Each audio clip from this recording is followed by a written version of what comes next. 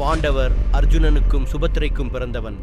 அபிமன்யு பால்யத்திலேயே வீரத்தின் வடிவமாக விளங்கினான்.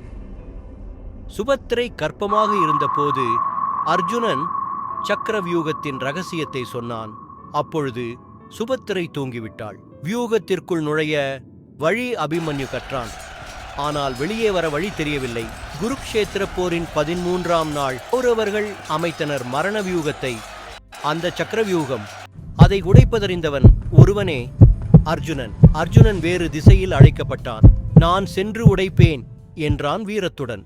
அபிமன்யுவின் ரதம் சுழல் வடிவில் இருக்கும் சக்கரவியூகத்துக்குள் பாய்ந்தது. அம்புகள் மின்னல் போல பாய்ந்தன. பகைவர்கள் அதிர்ந்து பின்வாங்கினர். அவன் தனியாக நின்றான். எதிரே ட்ரோணர், கர்ணன், துஷாசனன், கிருபாச்சாரியர். ஆனால் அபிமன்யு புயலாய் போரிட்டான், ஒரு சிங்கம் போல். வில்லும் உடைந்தது. கைகளில் வாள் பிடித்தான். பின்னர் ரத சக்கரமே ஆயுதமாயிற்று. உடலில் காயம் இருந்தும் குறைவில்லை. நூற்றுக்கணக்கான அம்புகள் அவன் உடலை துளைத்தன.